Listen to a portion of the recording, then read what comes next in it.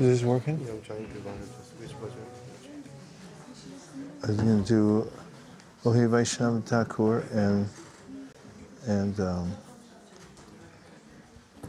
Hari Hari Nama Krishna Okay. to start with.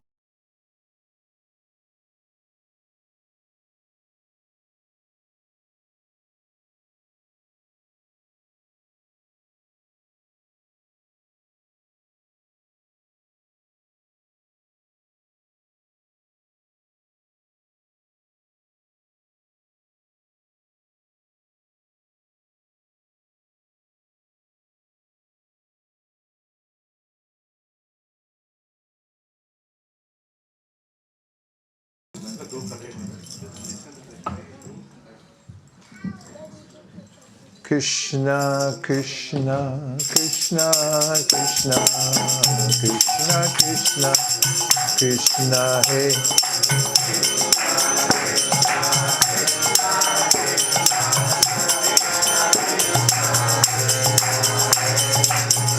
Krishna, Krishna, Krishna, Krishna, Krishna, Krishna, Krishna, Hey.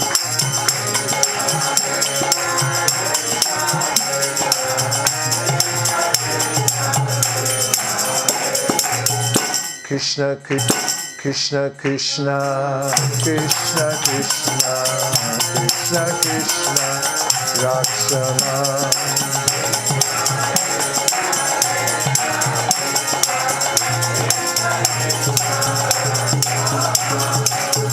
Krishna, Krishna, Krishna, Krishna, Krishna, Krishna, Pahima.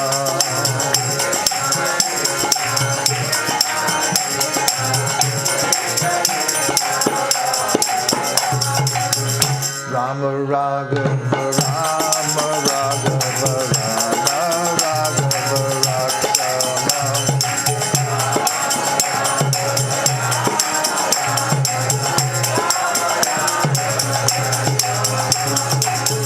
Krishna Keshava, Krishna Keshava, Krishna Keshava, Pahimam.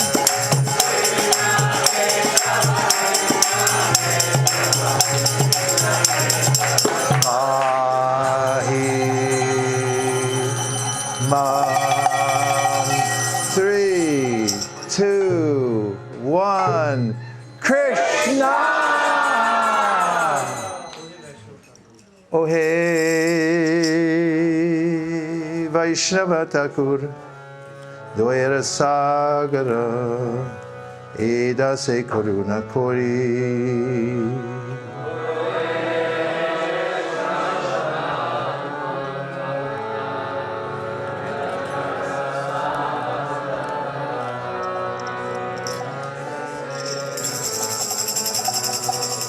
Oh hey Vaishnava Thakur Dwayara Sagara Eda Se Karuna Kori.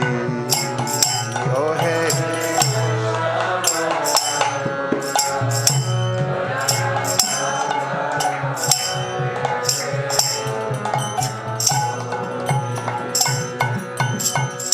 Diyapara Chaya Shoro He Amar Tomara Charana Hori. Kartal. Chaya Bhega Dun Chaya Tosha Shodhi Chaya Guna Devo Jase. They're in there.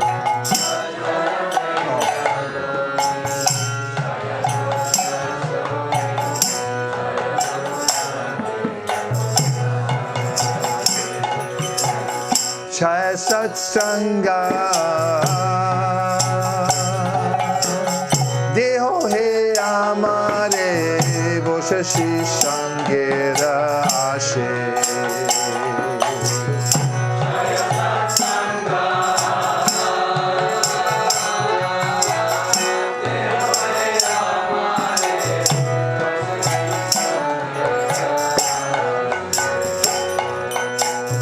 Ekaki Amar Nahi Pai Valo Hare Rama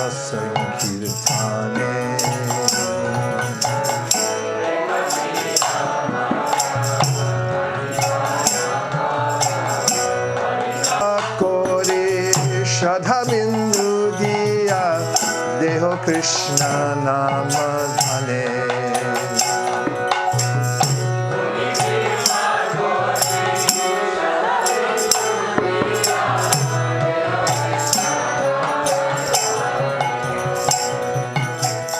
Krishna se tomar, Krishna jite paro, tomara shakati ache.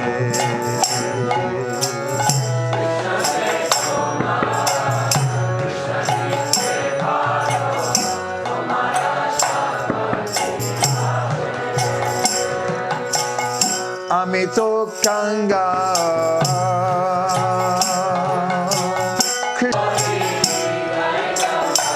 Your lotus feet I humbly hold.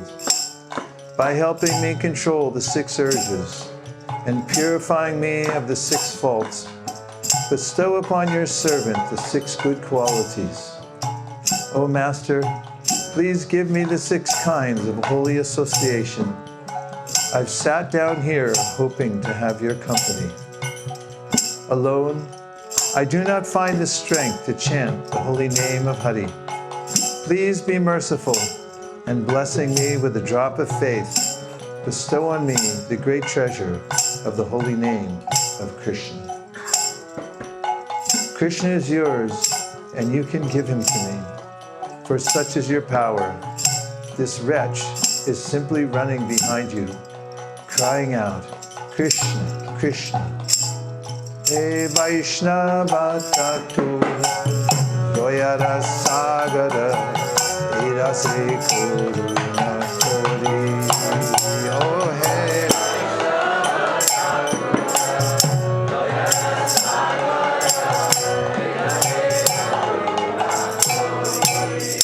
Jai Vaishnava Thakur, Vaishnava Thakur, Vaishnava Thakur, Jaya Vaishnava Thakur.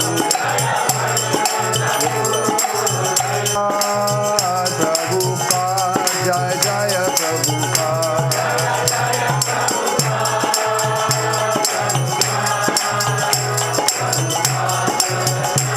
Hariharaya Namah, Krishna Yadavaya Namah.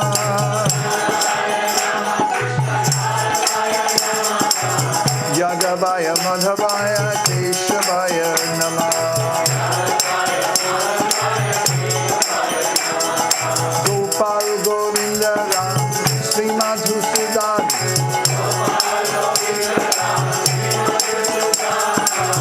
Gitidhari Gopinath Madan Mohan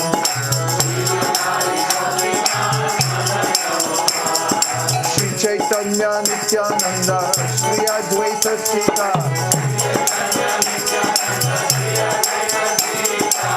Hari Guru Vaishnava Bhagavata Gita Shri Rup Sanata Bhakta Raguna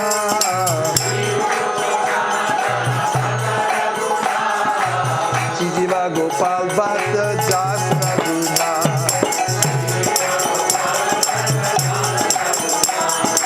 Echai Gosai Kori Charana Mandana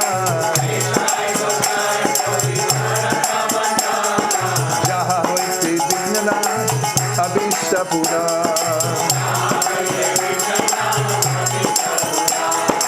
Echai Gosai Jan Muitan Das Sansabara Pararindu Mora Panshagra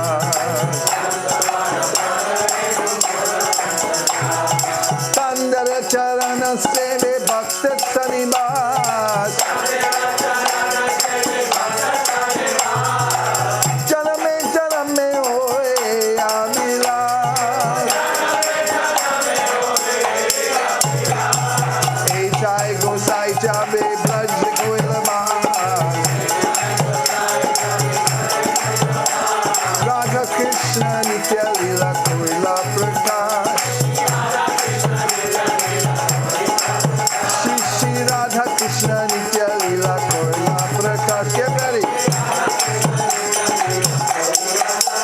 Bolo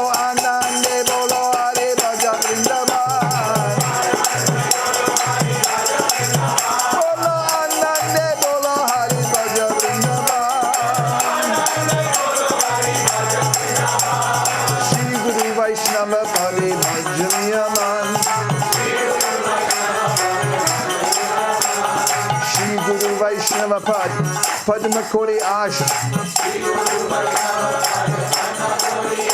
Harinam Sankirtan Kohe Narottam Das. Harinam Sankirtan Kohe Narottam Das. Hare Krishna, Krishna Krishna, Hare Hare, Hare Rama, Rama Rama, Hare Hare.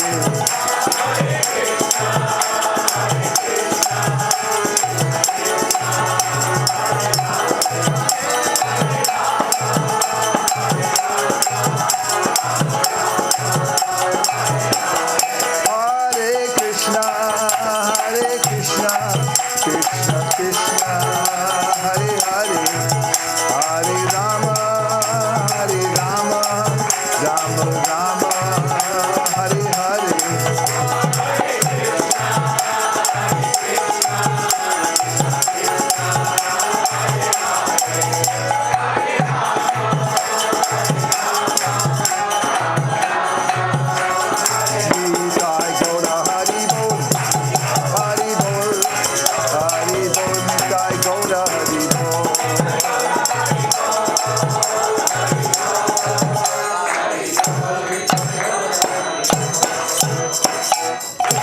Gauda Premanande, Shri Harinam Sankirtan ki, Shri Harinam Mantra ki, Shri Harinam Prabhu ki, Gauda Premanande.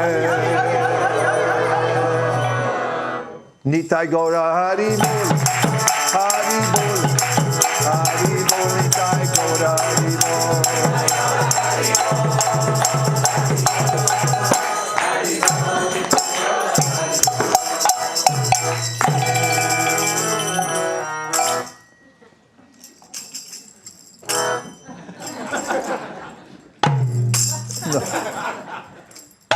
Thank you.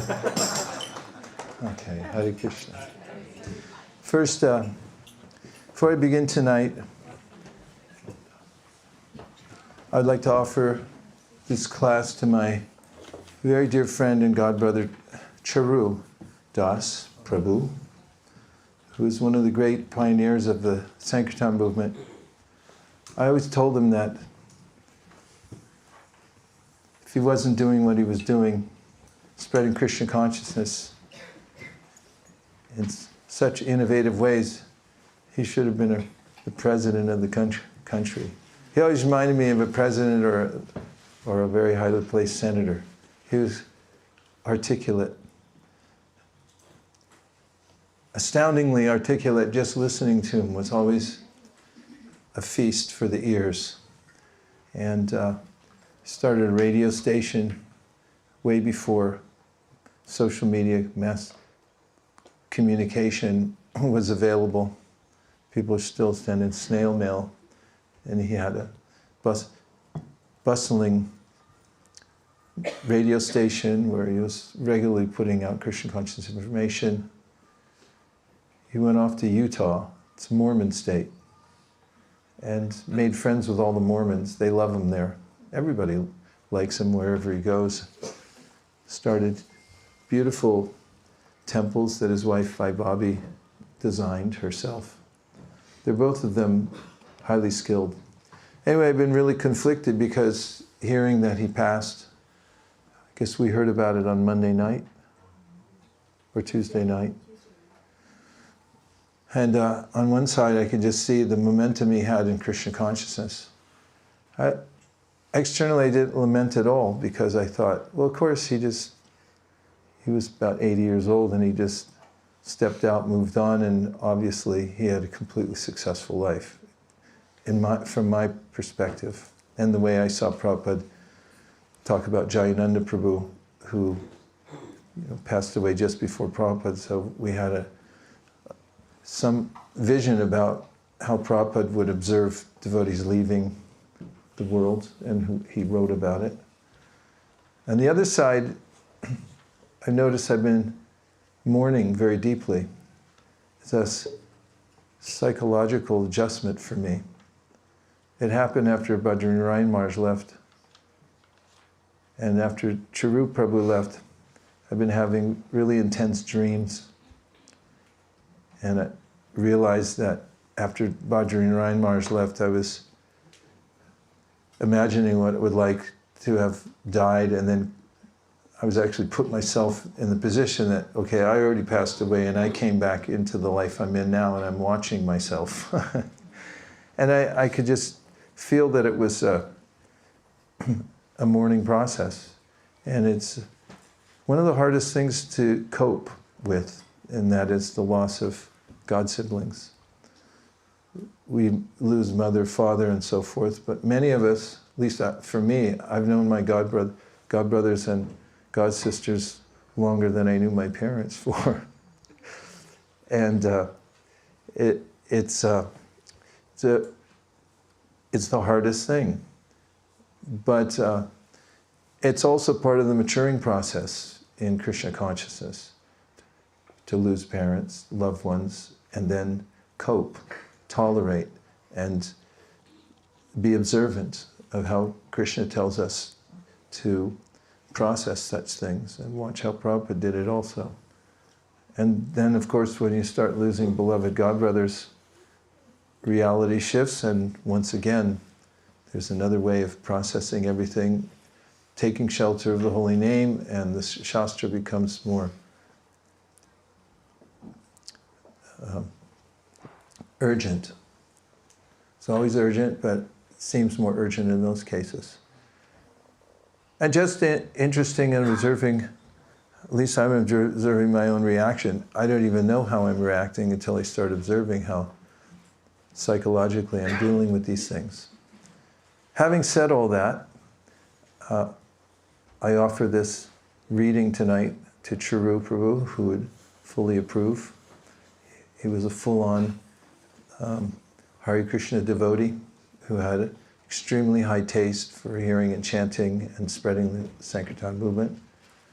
And to his dear wife, Vaibhavi Devi, may she have strength of heart to go on after they've been married for, I don't know, are they in the 60-year club or something like that?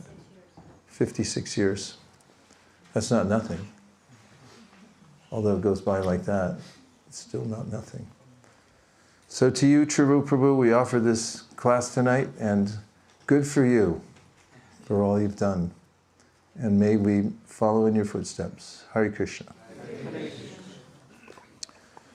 Now I offer my respectful obeisances to His Divine Grace, A.C. Bhaktivedanta Swami Prabhupada, to the Panchatattva, who have opened the door for us to come into this amazing life of hearing, chanting, and distributing Krishna consciousness, and to all the assembled devotees. Vancha kalpataruscha kripa sindhave evacha patitanam pavanebhyo vaishnavebhyo namah. We're taking up at Srimad Bhagavatam. We're at Canto 6, Chapter 3. Yamaraj instructs his messengers. And I'll start up tonight at text number 30, unless somebody has an objection to that. Okay? Yeah. Good. Then Yamaraj, considering himself and his servants to be offenders, spoke as follows, begging pardon from the Lord. O my Lord, my servants have surely committed a great offense by arresting a Vaishnava such as a Jamil. O Narayan, O Supreme and Oldest Person, please forgive us. Because of our ignorance, we failed to recognize a Jamil as a servant of your Lordship, and thus we have certainly committed a great offense. Therefore, with folded hands, we beg your pardon. My Lord, since you are supremely merciful and are always full of good qualities, please pardon us. We offer our respectful obeisances unto you. Srila Prabhupada's purport. Lord Yamaraj took upon himself the responsibility for the offense committed by his servants. If the servant of an establishment makes a mistake, the establishment takes responsibility for it. Although Yamaraj is above offenses, his servants practically, with his permission, went to arrest a Jamil, which was a great offense. The Nyaya Shastra confirms, Britya Radhe Swamino Danda. If a servant makes a mistake, the master is punishable because he is responsible for the offense. Taking this seriously, Yamaraj, along with his servants, prayed with folded hands to be excused by the Supreme Personality of Godhead, Narayan. Tasmat Sankirtanam Vishnur Jagan Mangalamam Hasam Mahatam Apikoravya Vidyaikantika Nishkritam. Where's the Pandit who usually sits in the front row? What's his name? The Brahmachari. Where's Ananta Achyuta? I can't get any bhav. Shukadev Goswami continued, "My dear king, the chanting of the holy name of the Lord is able to uproot even the reactions of the greatest sins. Therefore, the chanting of the Sankirtan movement is the most auspicious activity in the entire universe. Please try to understand this so others will take it seriously." Purport: we should note that although Ajamil chanted the name of Narayan imperfectly, he was delivered from all sinful reactions. The chanting of the holy name is so auspicious that it can free everyone from the reactions of sinful activities. One should not conclude that one may continue to sin with the intention of chanting Hare Krishna to neutralize the reactions. Rather, one should be very careful to be free from all sins and never think of counteracting sinful activities by chanting the Hare Krishna mantra. For this is another offense. If by chance a devotee accidentally performs some sinful activity, the Lord will excuse him, but one should not intentionally perform sinful acts. Text number 32. One who constantly hears and chants the holy name of the Lord and hears and chants about his activities can very easily attain the platform of pure devotional service, which can cleanse the dirt from one's heart. One cannot achieve such purification merely by observing vows and performing Vedic ritualistic ceremonies. Purport: one may very easily practice chanting and hearing the holy name of the Lord and thus become ecstatic in spiritual life. Padma Purana states, Nama parada yuktanam naman yeva harantyagam vishranti prayuktani tanye varta karani cha. Even if one chants the Hare Krishna Mahamantra offensively, one can avoid offenses by continuously chanting without deviation. One who becomes accustomed to this practice will always remain in a pure transcendental position, untouchable by sinful reactions. Shukadev Goswami especially requested King Parikshit to note this fact very carefully. There is no profit, however, in executing the Vedic ritualistic ceremonies. By performing such activities, one may go to the higher planetary systems. But as stated in Bhagavad Gita 9.21, Shine punye martyalokam bashanti. When the period of one's enjoyment in the heavenly planets is terminated because of the limited extent of the results of one's pious activities, one must return to earth. Thus, there is no use in endeavoring to travel up and down in the universe. It is better to chant the holy name of the Lord so that one may become fully purified and eligible to return home back to Godhead. That is the aim of life, and that is the perfection of life. Text 33. Devotees who always lick the honey from the lotus feet of Lord Krishna do not care at all for material activities which are performed under the three modes of material nature and which bring only misery. Indeed, devotees never give up the lotus feet of Krishna to return to material activities. Others, however, who are addicted to Vedic rituals because they have neglected the service of the Lord's lotus feet and are enchanted by lusty desires, sometimes perform acts of atonement. Nevertheless, being incompletely purified, they return to sinful activities again and again.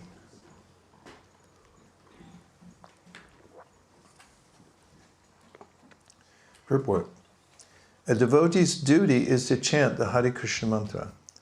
One may sometimes chant with offenses and sometimes without offenses. But if one seriously adopts this process, he will achieve perfection, which cannot be achieved through Vedic ritualistic ceremonies of atonement. Persons who are attached to the Vedic ritualistic ceremonies but do not believe in devotional service, who advise atonement but do not appreciate the chanting of the Lord's holy name, fail to achieve the highest perfection. Devotees, therefore, being completely detached from material enjoyment, never give up Krishna consciousness for Vedic ritualistic ceremonies. Those who are attached to Vedic ritualistic ceremonies because of lusty desires are subjected to the tribulations of material existence again and again. Maharaj Parikshit has compared their activities to Kunjara Shaucha, the bathing of an elephant. Text 34. After hearing from the mouth of their master about the extraordinary glories of the Lord and his name, fame and attributes, the Yamadutas were struck with wonder. Since then, as soon as they see a devotee, they fear him and dare not look at him again. Purport: since this incident, the Yamadutas have given up the dangerous behavior of approaching devotees. For the Yamadutas, a devotee is dangerous. 35. When the great sage Agastya, the son of Kumbha, was residing in the Malaya hills and worshipping the Supreme Personality of Godhead, I approached him, and he explained to me this confidential history. Thus end the Bhaktivedanta purports of the 6th canto, 3rd chapter of the Srimad Bhagavatam, entitled Yamaraj Instructs His Messengers. And that will bring us to chapter 4, the Hamsa Guhya prayers. Before we take reflections and questions, I want to start the first 2 verses for momentum. The blessed king said to Shukadeva Goswami, "My dear Lord, the demigods, demons, human beings, nagas, beasts, and birds were created during the reign of Swayambhuva Manu. You have spoken about this creation briefly in the 3rd canto. Now I wish to know about it elaborately. I also wish to know about the potency of the Supreme Personality of Godhead by which he brought about the secondary creation." Sutta Goswami said, "O great sages assembled at Naimisharanya, after the great yogi Shukadeva Goswami heard King Parikshit's inquiry, he praised it and thus replied." Shukadeva Goswami said, "When the 10 sons of Prachanda Barhi emerged from the waters in which they were performing austerities, they saw that the entire surface of the world was covered by trees." Purport: when King Prachanda Barhi was performing Vedic rituals in which the killing of animals was recommended, Narada Muni, out of compassion, advised him to stop. Prachanda Barhi understood Narada properly and then left the kingdom to perform austerities in the forest. His 10 sons, however, were performing austerities within the water, and therefore there was no king to see to the management of the world. When the 10 sons, the Prachetas, came out of the water, they saw that the earth was overrun by trees. When the government neglects agriculture, which is necessary for the production of food, the land becomes covered with unnecessary trees. Of course, many trees are useful because they produce fruits and flowers, but many other trees are unnecessary. They could be used as fuel and the land cleared and used for agriculture. When the government is negligent, less grain is produced. As stated in Bhagavad Gita, Krishi Gorakshavani Jam Vaishyakarma Svabhavajam. The proper engagements for Vaishyas, according to their nature, are to farm and to protect cows. The duty of the government and the Kshatriyas is to see that the members of the 3rd class, the Vaishyas, who are neither Brahmanas nor Kshatriyas, are thus properly engaged. Kshatriyas are meant to protect human beings, whereas Vaishyas are meant to protect useful animals, especially cows. Text number 5. Because of having undergone long austerities in the water, the Prachetas were very angry at the trees. Desiring to burn them to ashes, they generated wind and fire from their mouths. Purport here, the word tapo dipata manyava indicates that persons who have undergone severe austerity, tapasya, are endowed with great mystic power as evinced by the prachetas, who created fire and wind from their mouths. Although devotees undergo severe tapasya, however, they are vimanyava, sadhava, which means that they are never angry. They are always decorated with good qualities. Bhagavatam 3:25-21 states, Titikshava karunika surida sarvadehinam ajata shatrava shanta sadhava sadhu bhushana. A sadhu, a devotee, is never angry. Actually, the real feature of devotees who undergo tapasya, austerity, is forgiveness. Although a Vaishnava has sufficient power in tapasya, he does not become angry when put into difficulty. If one undergoes tapasya but does not become a Vaishnava, however, one does not develop good qualities. For example, Hiranyakashipu and Ravana also performed great austerities, but they did so to demonstrate their demoniac tendencies. Vaishnavas must meet many opponents while preaching the glories of the Lord, but Sri Chaitanya Mahaprabhu recommends that they not become angry while preaching. Lord Chaitanya Mahaprabhu has given this formula, Trinad api suni chena, Toror api suhishnuna, amanina manadena kirtaniya sudahari. One should chant the holy name of the Lord in a humble state of mind, thinking oneself lower than the straw in the street. One should be more tolerant than a tree, devoid of all sense of false prestige, and should be ready to offer all respect to others. In such a state of mind, one can chant the holy name of the Lord constantly. Those engaged in preaching the glories of the Lord should be humbler than grass and more tolerant than a tree. Then they can preach the glories of the Lord without difficulty.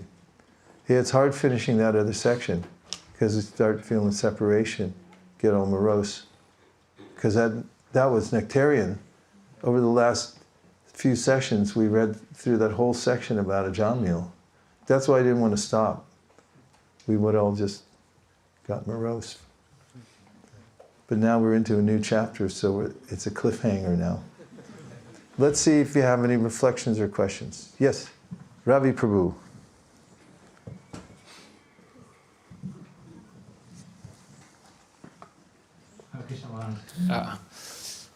Maharaj, at the time of death, does one get approached by either the Vishnudutas or the Yamadutas, or is there a route in the middle? It just depends. It depends on your situation. And the Vishnudutas are always with us. According to the Bhagavatamrita, they accompany devotees everywhere. You know the concept of guardian angel? It's really true. The Vishnudutas are there, as mentioned by Sanatana Goswami in Brihad Bhagavatamrita. And of course, the Yamadutas have a duty to do, to gather up those who are in want of reformation. So very mercifully, they take them to a place where they can burn off all of the karma that they've accumulated, the aga-oga, huge stocks of horrible reactions. And the suffering that they undergo there then purifies them of that so they can begin anew and have another opportunity. So, yes, there's the Vishnudutas. We have accounts of that, how Dhruva Maharaj, for instance, was who come for those who are sinful, and of course they made a big mistake because they didn't know what they know now. 33. Oh, we have an extra mic. It's just we haven't started circulating it yet. And today, because we went on the Thames, we had a tour guide named Paul who showed us around what London looks like.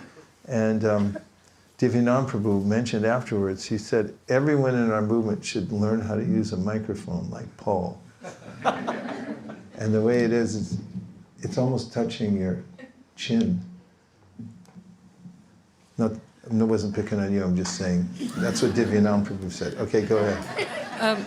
In text 33, Srila Prabhupada explains in the purport to us that if we follow Vedic ritualistic activities, then it is due to our lusty desires, and we are kind of suffering from the tribulations of material existence. But where do samskaras come in this? Is samskaras, that as devotees we follow different samskaras, are they a part of this Vedic ritualistic activity? No, they're not. They're not at all. In fact, you'll find that the samskaras that we engage in are a part of the pancharatric system, the tantric system, in which we engage all of the various events in our life in a way that we can remember Krishna. We'll have a memory. That's a samskara, means that there's an impression, we make an impression. So first grain ceremony is a devotional activity because we're offering the child Mahaprasadam. Narottam Das Thakur is famous for having been offered grains at the royal palace. He wouldn't take them. And somebody whispered to the priest, I think they forgot to offer these. So they brought Mahaprasadam instead, and then he took it. The fact is that these samskara processes we have, they're all done as a way in which the child growing up and then the adult can remember Krishna and make each aspect of one's development a sacred act in relation to Krishna. We have the Garbhadana samskara. And as Krishna says in Bhagavad Gita, Kamosmi Bharatarshava, he says, I am sex life that is done dharmically. And how do you do that? You follow the Garbhadana samskara. Means there's a process to follow so that while you're conceiving children, you're meditating on Krishna and offering it to Krishna. And so this is not what's being referred to. Especially in the context of lusty desires, there are opportunities for elevationism, which is what Srila Bhaktisiddhanta calls it in the Brahma Samhita. And that is that there are Vedic hymns which are meant to bring us worldly rewards or put us in more favorable circumstances in the world. And the devotees are not interested in that. Bhukti mukti siddhikami sakali ashanta. All those who want something in return, that they're not peaceful because that's a form of lust, to want something for oneself. Okay? Yes?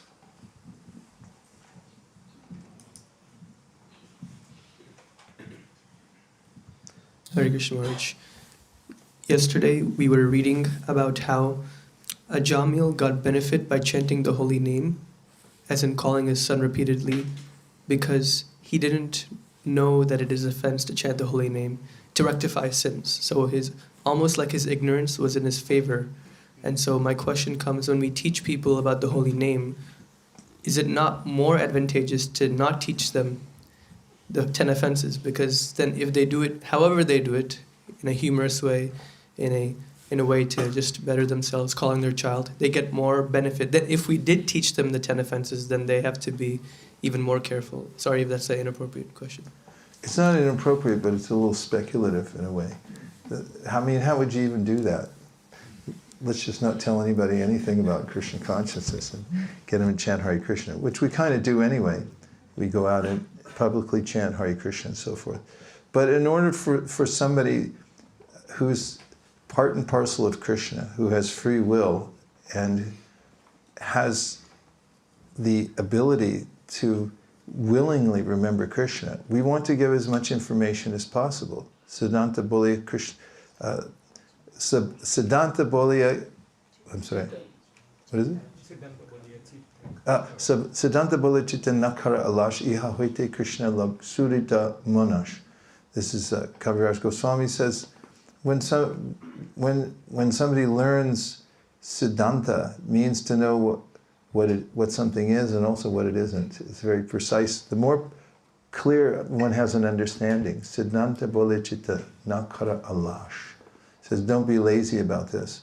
Iha hoite Krishna lage sudrit mana. Sudrit manosh means then the mind becomes very determined. And of course, along with knowledge comes responsibility. And that's something that we shouldn't try to avoid and say, well, let's just keep everyone in ignorance. It doesn't work like that. There's a way in which we have to make progress and come to full awareness of the purpose of life, and we also have to teach people that, so they can willfully take advantage of the process and fully surrender to Krishna. So no, it wouldn't be better to just not tell anybody anything and keep them in a so-called innocent state.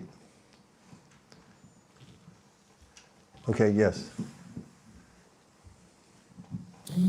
Hare Krishna. Thank you so much. And I feel like I'm back in Jagannath Puri. Haribol.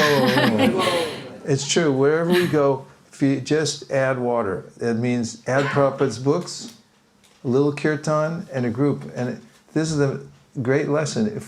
If we just stay in the vibration of Prabhupada's books everywhere, then we're always in Jagannath Puri. We're always in Vrindavan. We never have to leave it. That's why keep the transit vibration going. Please. May I share a reflection from yesterday? Yes. Thank you. It was the first question where they were asking how can we marry the material and Krishna consciousness. So I had a little something to share. If I use these hands to serve your creatures, will you help me to do the right thing? If I use this voice to sing your glories, will you enable me to speak kindly? If I use these eyes to see you in all creation, will you guide me to walk on the right path? If I use this mind to meditate on your form, will you empower me to think of you always? If I use this intellect and resolve to love you, will you bless me and soften this heart? If I use this life to make work my worship, will you grace me and make worship my work? Hello. I'd just like to answer on behalf of Krishna from the Bhagavad Gita. The answer is yes. Tesham satata yuktanam bhajatam pritipurvakam tadami buddhiyam kamtam yenamam upayantite. If one sincerely tries to see Krishna in the creation, tries to speak about Krishna, use one's hands and offers things to Krishna, then Krishna says, for such a person, definitely, from within your heart, I will give you the intelligence how to come to me. That was very beautiful, thank you. Okay, just a couple more and we'll keep going. Hare Krishna. 2. So, in the 5th purport that we just read, Trinati Sunichana, it ends in such a state of mind, one can chant the holy name of the Lord constantly, but then Srila Prabhupada says if one can follow such a principle, then he can also preach without difficulty. So it seems that we can preach constantly, successfully, if we follow this. I've had experience of this on book distribution, including today. You've got these mad, fanatic Christians and people coming at you and you're like, Janadapi Sunichana, and things work out. But I'm wondering if there's also a bigger picture to what Srila Prabhupada is trying to say here, for how we can follow this principle while we preach. What did you have in mind? I was hoping to hear that from you. I mean, you could take it as face value. It's the recommendation of Lord Chaitanya Mahaprabhu himself. He says, Durdaivam idrishami hajani nanuragaha. What is impeding my progress? Then it's Durdaivam. I'm unfortunate, but how to overcome that? And he gives the solution in the next verse of the Shikshashakam, Trinadapi Sunichena. You should be very, very humble. And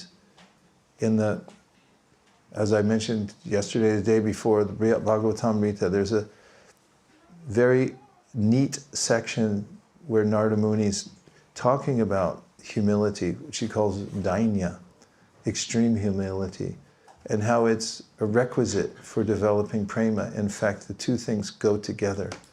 As one's developing spiritually, one proportionately develops extreme humility.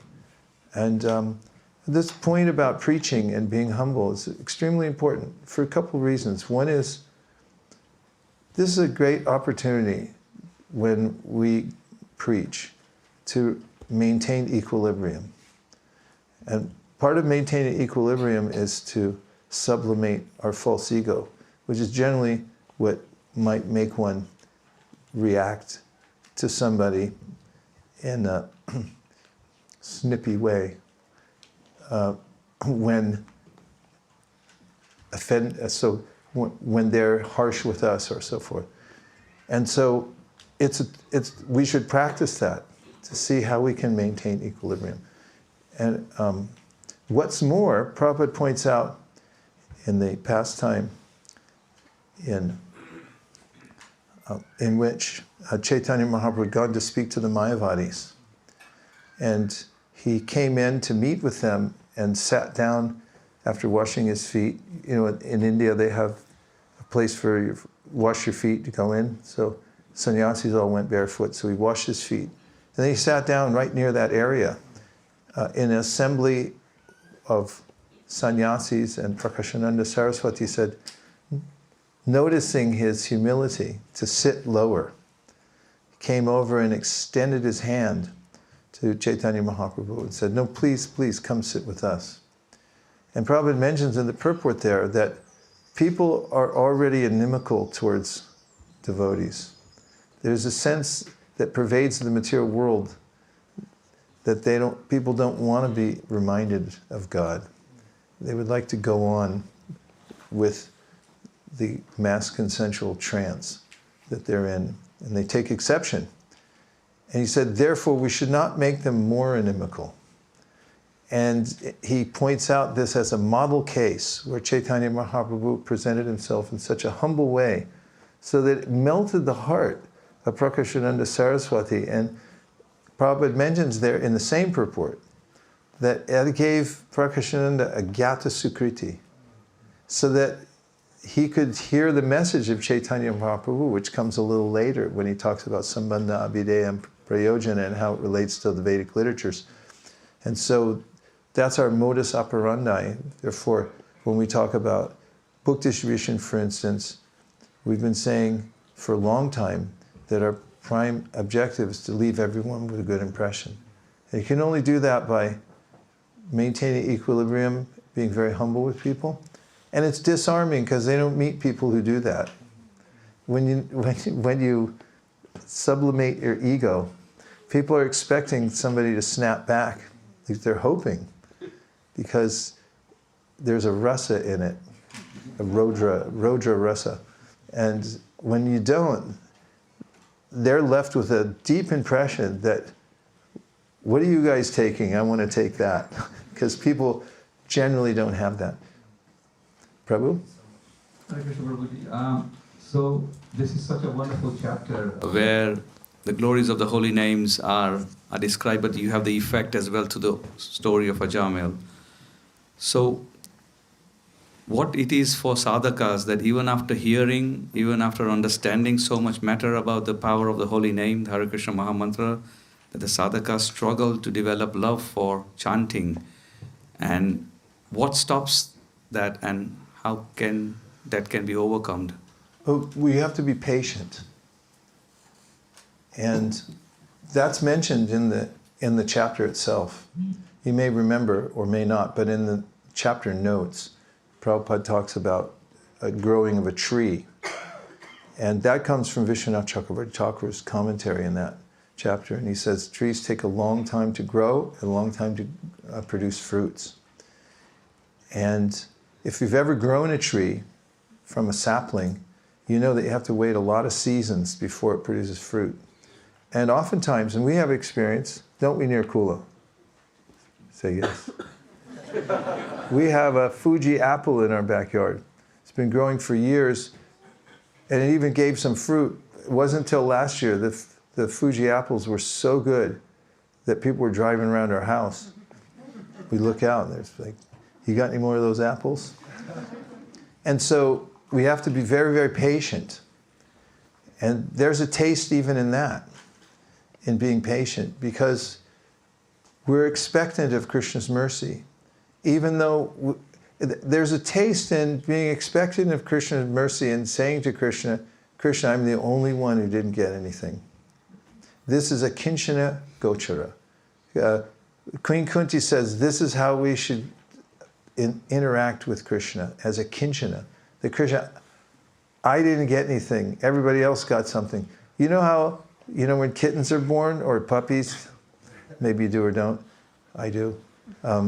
There's a runt in the litter. There can be a runt in the litter. You know what that means? There's one that, it couldn't get fast enough to get the milk. It's always left out. That's the one, people go, take care of that one first. And so we should be like that and be very patient. And you can pray to Krishna that, Krishna, why am I the only one left out? Everybody else has a taste, just not me.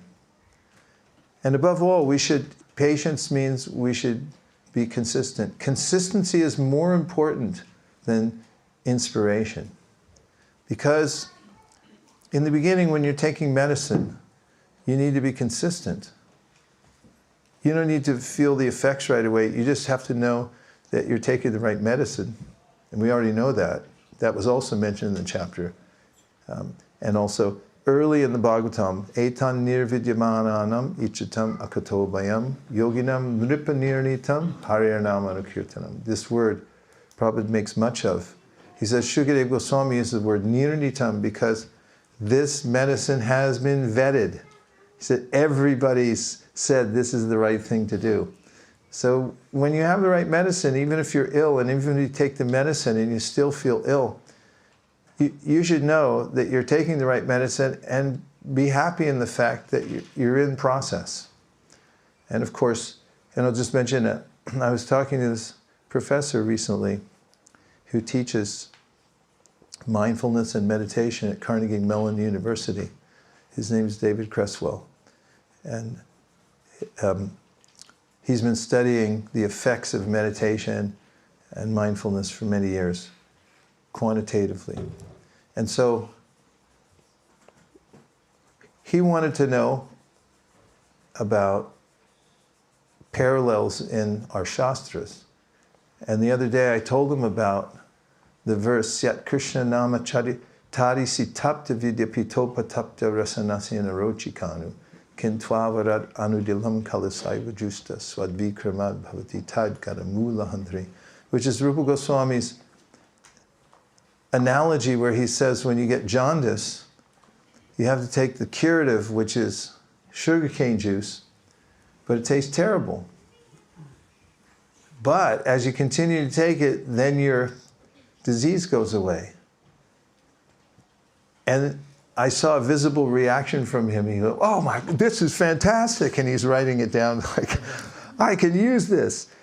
Because one of his points is, in even teaching meditation, he says, everybody thinks they're going to go into bliss. But what they actually get is a lot of discomfort.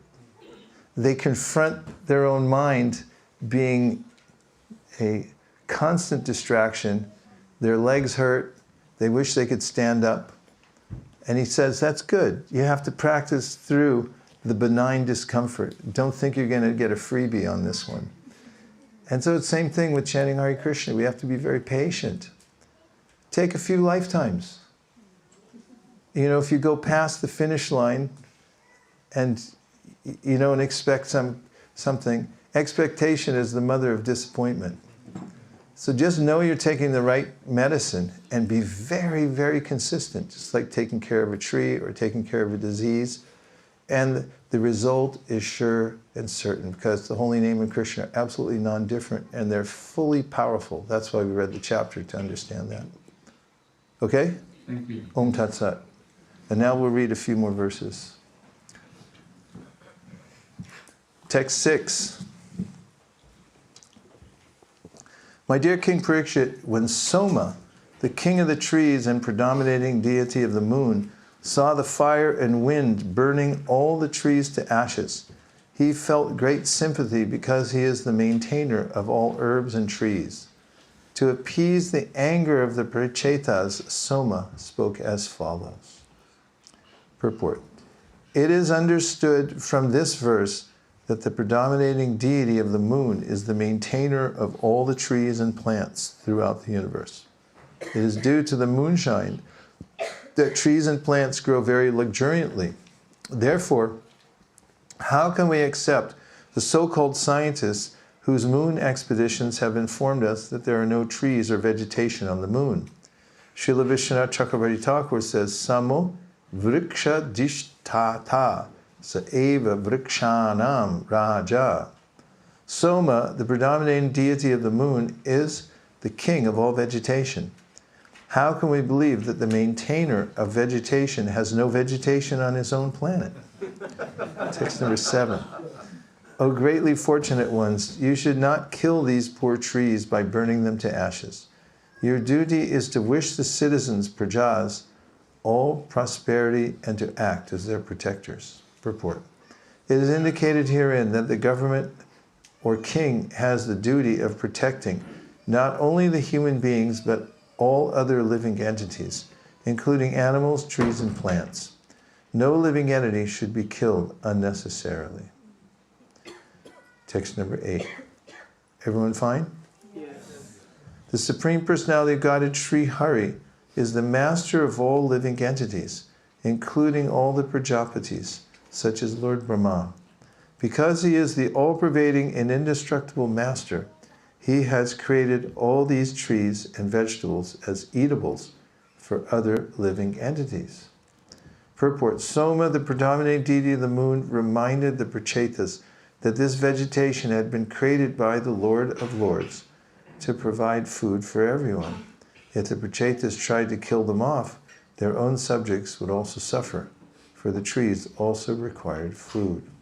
For trees are also required for food. Text number 9. By nature's arrangements, fruits and flowers are considered the food of insects and birds. Grass and other legless living entities are meant to be the food of four-legged animals, like cows and buffalo.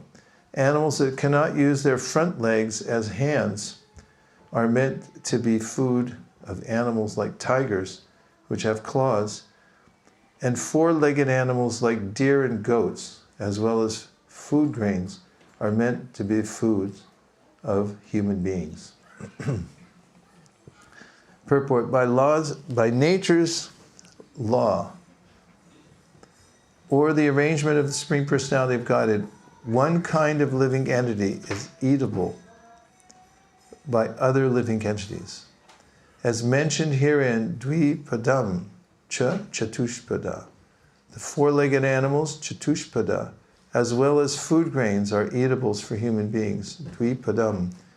These four-legged animals are those such as deer and goats, not cows, which are meant to be protected.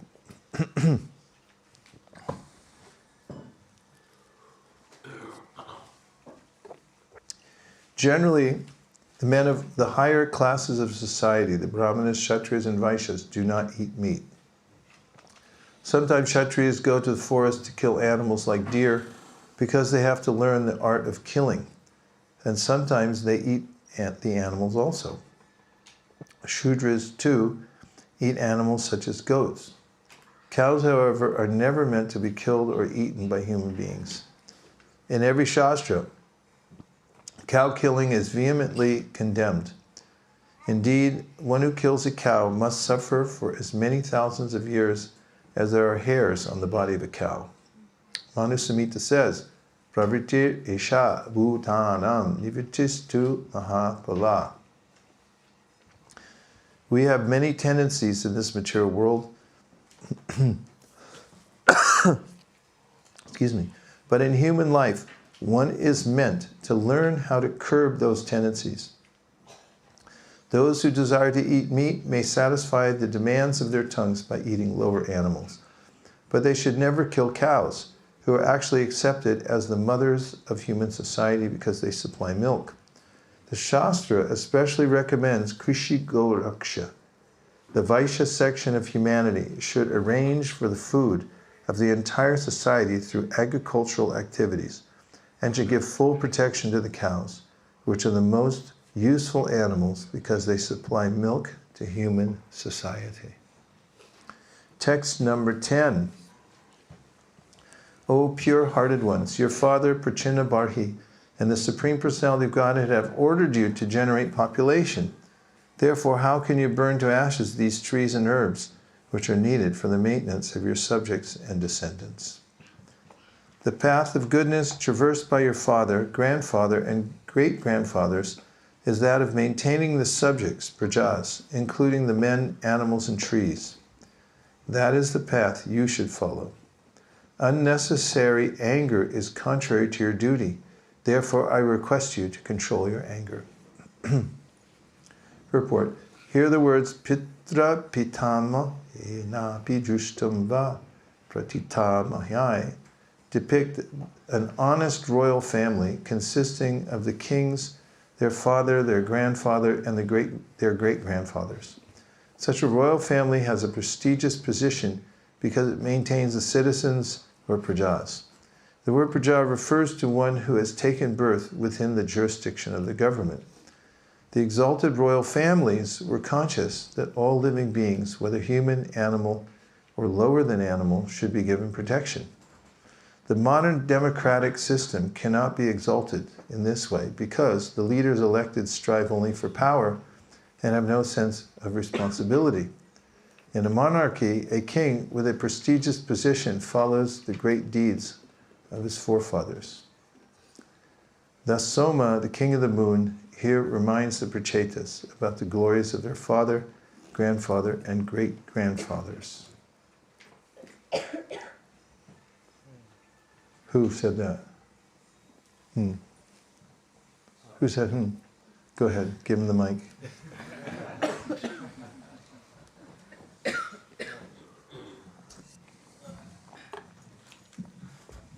I was still thinking about the previous verse. Okay. I've come across this before, and it sometimes bugs me. Obviously, we're talking about the goat, deer, and the goat, the lower animals which can be eaten by human beings, and then the purport doesn't seem to say that we shouldn't eat them. It just said we shouldn't eat cows, and so sometimes I struggle with. Sometimes I feel like it's not so consistent. So I would find it very hard to explain to someone, not that I ever would, but if it did come up, I would find that very hard to explain. And also the moon thing, not landing on the moon and vegetation. Well, let's not pile on for right now. Maybe we'll stick to that. Okay, we can go to the moon, or not. So it's only context that matters. Prabhupada's only summarily mentioning it here because there are different categories of animals. However, in most other references, we'll talk about what the process for eating one goat is. There is a process in the Vedas, and that's because certain people have proclivities which are imposed upon them by the three modes of material nature. That was a weird sentence. I'm going to redo it. Certain people, because of the modes they've developed, have propensities for eating animals. Therefore, the Vedas give a regulated way they can do that so they can elevate themselves. The only way that one can overcome rampant or wanton sense gratification is to regulate it. Therefore, the Vedas are not impractical and only for brahmanas or for highly developed people. Rather, they're for all classes of people who are affected by all combinations of modes of material nature. And therefore, there are sections of the Vedas which give permission for certain kinds of sense gratification. Look the verse up. It's in the verse book. Who's got the verse book? Which mentions that it's natural for conditioned souls to be attracted to meat eating, intoxication, and sex. Doesn't mention gambling, but that verse is there. And therefore, you'll see that in the verse in the Bhagavatam that Divyanam's going to give me in just a second. meat eating is not meant for opening slaughterhouses. As you know well, Prabhupada mentions again and again, the ritual for eating a goat means you have to whisper a mantra in the goat's ear, saying that I'm killing you now, and you can only do it on a certain night, dark moon night. There's no moon. It's pretty gory. And you kill the goat, but you whisper in its ear before you cut its throat, and you say, I'm killing you now. Mamsa means meat. I'm killing you now, but you're going to kill me in the next life. Now, if you still want to go through with it after that, you're really a demented fellow. But that's the point. And so the rest of the information is there again and again and again. A cursory mention of it here. As I said the other day, we have to have full context. That's why we should read all of Prabhupada's books. They're encyclopedic, and not cherry pick and say, oh yeah, well I can eat deer because it said so in one purport, right?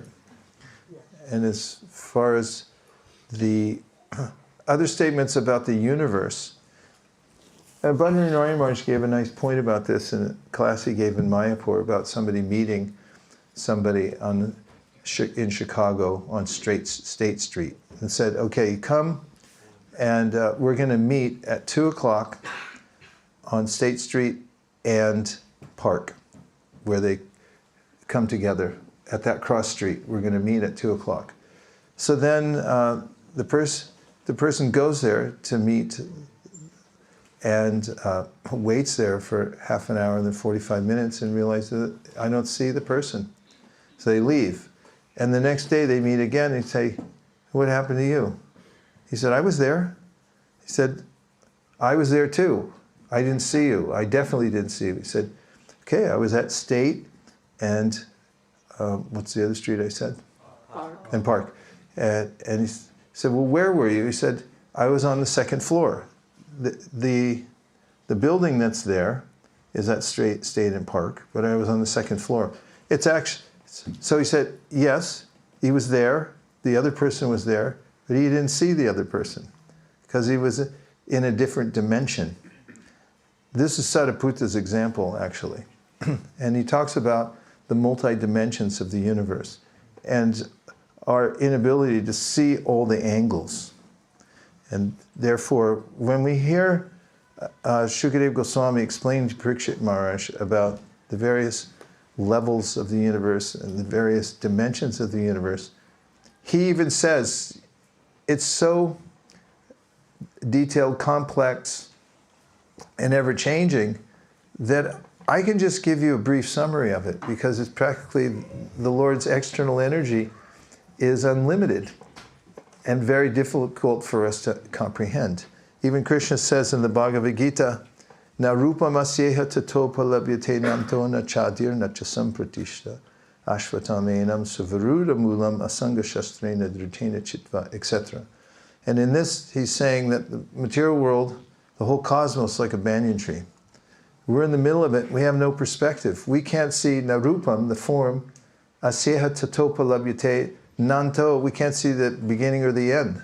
Nachadir, nachasam pratishta. We can't even see where we're standing. We can't understand it at all. His conclusion isn't to try to figure out the tree.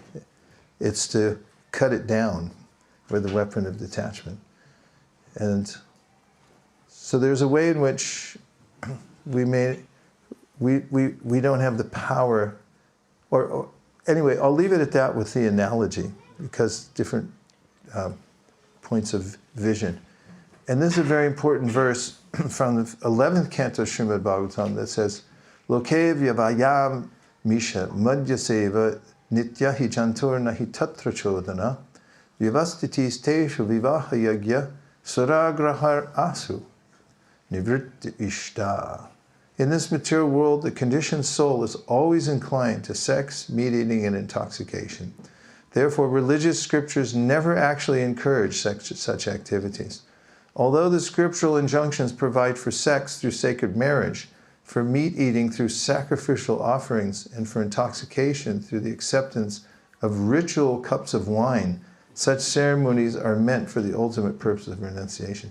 Prabhupada even makes the point when he talks about that verse to say, you can notice that even governments know that it's bad for you. Otherwise, why do they restrict it?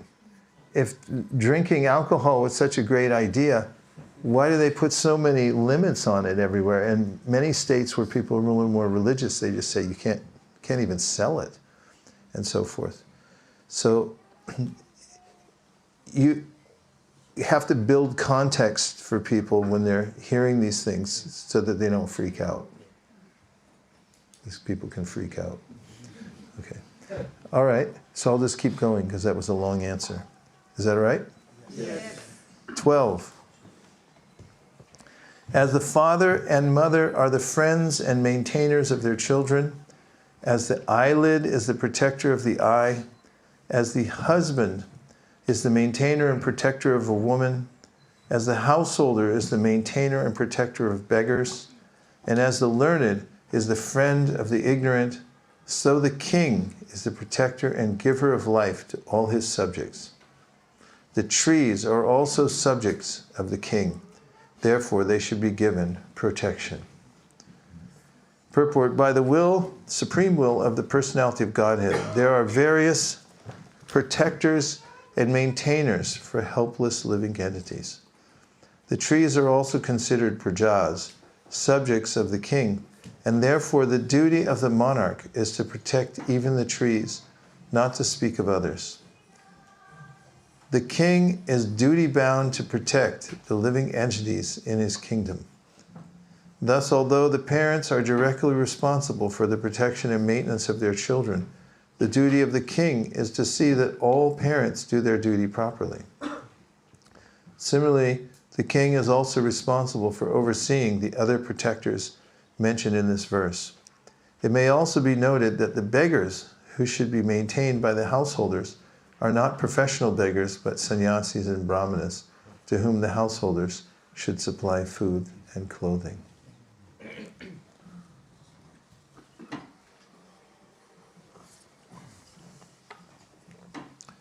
Text number 13. The Supreme Personality of Godhead is situated as a supersoul within the cores of the hearts of all living entities, whether moving or non-moving, including men, birds, animals, trees, and indeed all living entities. Therefore, you should consider every body a residence or temple of the Lord. By such vision, you will satisfy the Lord. You should not angrily kill these living entities in the form of trees. I have to read this again because it's so nice. It really gets to the essence of our philosophy. In a verse in the Srimad Bhagavatam, it is mentioned that our main religious principle is to give up envy. To give up envy of other living entities. And that's not a universally propagated idea. In fact, even in so-called religious culture, there's different forms of envy and enmity that arise. And I'll say that many people are sensitive to the sense of, they're sensitive to those who have envy and have sectarian tendencies. I remember after 9/11. Does anybody remember that? Many of you were little babies. Anyway, it was a traumatic time. And I went to New York City to distribute books a little time after that. And I remember that people were traumatized, even on the street. Some people broke into tears. It was so traumatizing to the whole country, what to speak if you're in New York City. And one day I was giving a book distribution seminar at the Brooklyn Temple. And during one of the breaks, I walked out the door with my friend and godbrother, Mitra Sena Prabhu, and remembered that we should grab a book before we went out for a walk, because I just mentioned it in the seminar. And what if I was caught empty-handed? And so we reached inside the door, took a Sri Upanishad, took a left, went straight, took another right. Actually, it was State Street in New York.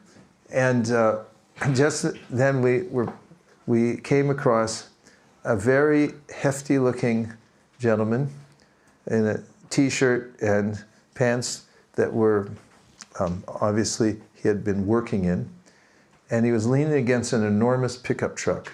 There was some demolition and reconstruction going on in State Street, regentrification of the brownstone apartments that are there.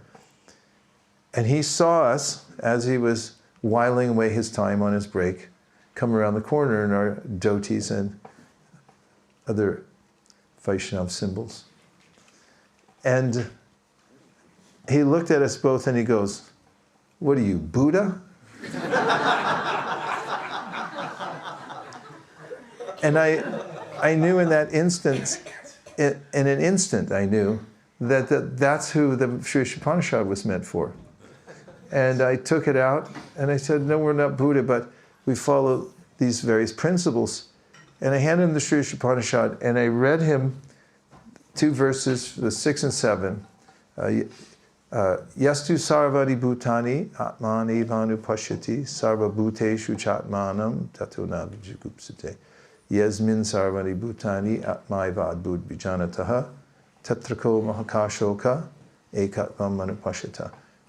And these 2 verses are about how when one sees every living being as spiritual spark, quality one with the Lord, becomes a true knower of things, what then can be illusion or anxiety for such a person? And that we should follow in the footsteps of those who have that vision. We shouldn't imitate it, but we should follow in the footsteps of those who have that vision. And we should treat everyone with respect. In the atmosphere post 9/11, where New Yorkers especially felt that they were being assailed by outsiders who had sectarian views that caused them to hate them, to want to kill them, smash their buildings and so forth. When he read that, he was taken aback by it. And his sense of anxiety or fear was mollified. And we had a very wonderful interaction. He also climbed in his pickup truck, rummaged through the glove box, and came out with a crumpled $20 bill. I said, "No." He was a little hesitant because that was quite a bit. And I said, "We have change." But he accepted it. And when I walked away, I was thinking of how the Bhagavatam promotes this.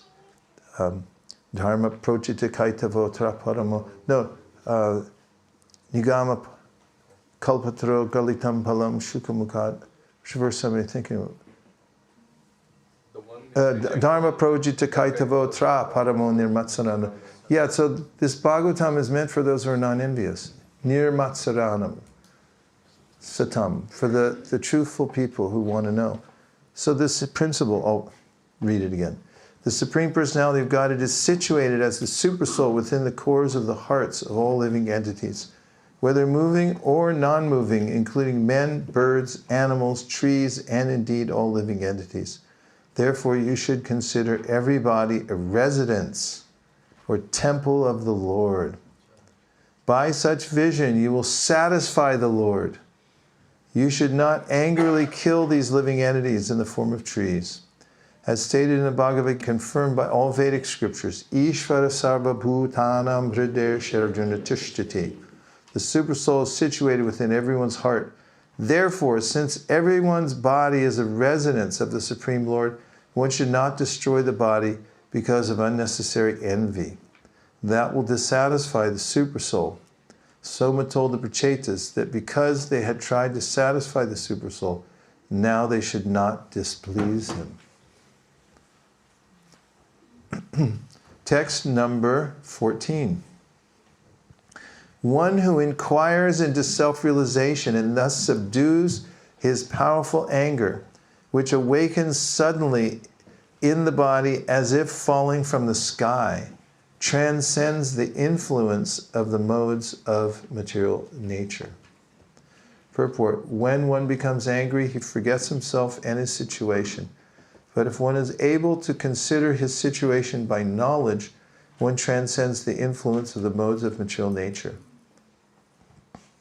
One is always a servant of lusty desires, anger, greed, illusion, envy, and so forth. But if one obtains sufficient strength in spiritual advancement, one can control them. One who obtains such control will always be transcendentally situated, untouched by the modes of material nature. This is only possible when one fully engages in the service of the Lord.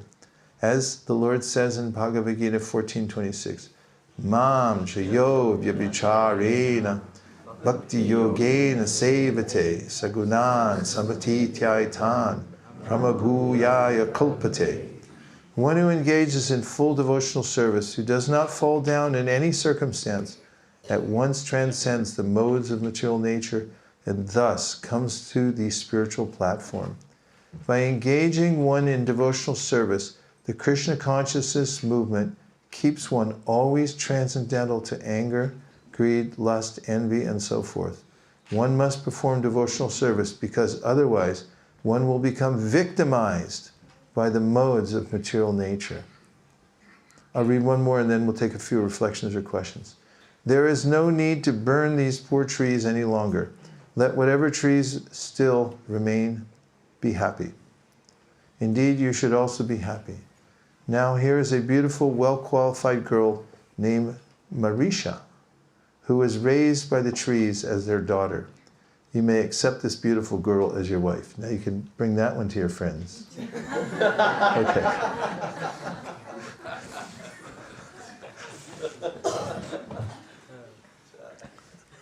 Yes.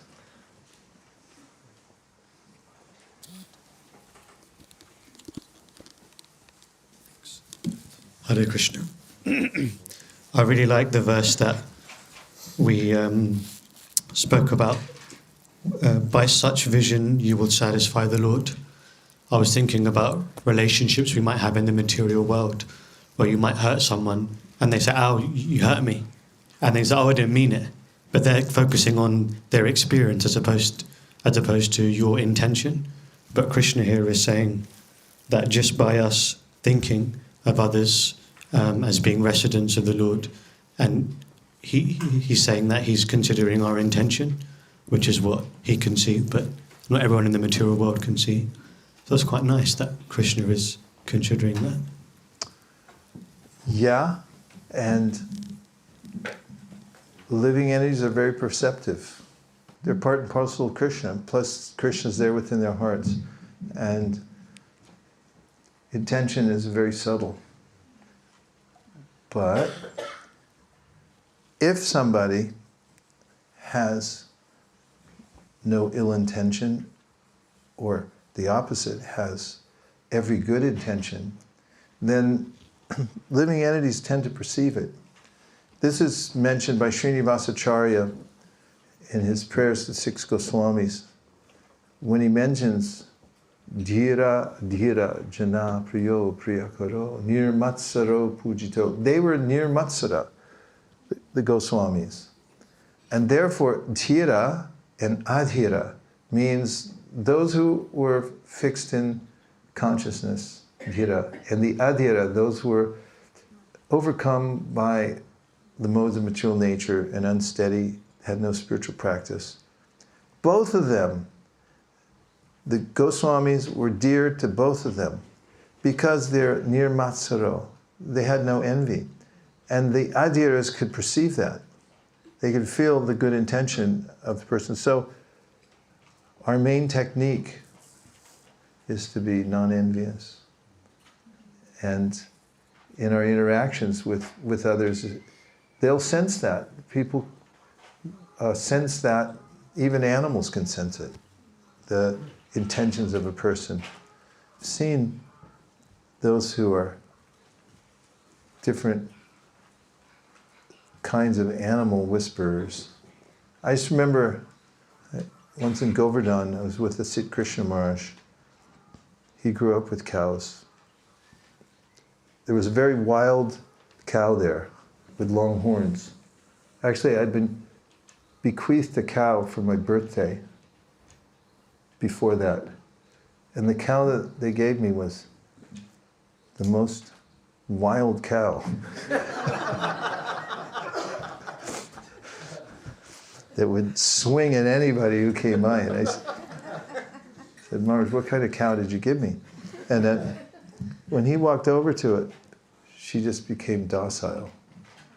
And he would stand right with her. And there's a subtlety to that. It comes from the heart of those who are pure. In fact, Prithu Maharaj mentions in his prayers that those who have such purity of heart have a different vibration. They have an effect on people when they speak because of their purity. And he gives it poetically that when a pure devotee speaks, then the sound vibration touches Krishna's lotus feet and dislodges saffron particles. And then the sound vibration itself is mixed with the saffron mercy particles. And therefore, when you hear from a person who's pure-hearted, then the effect is profound. You feel a change in your heart.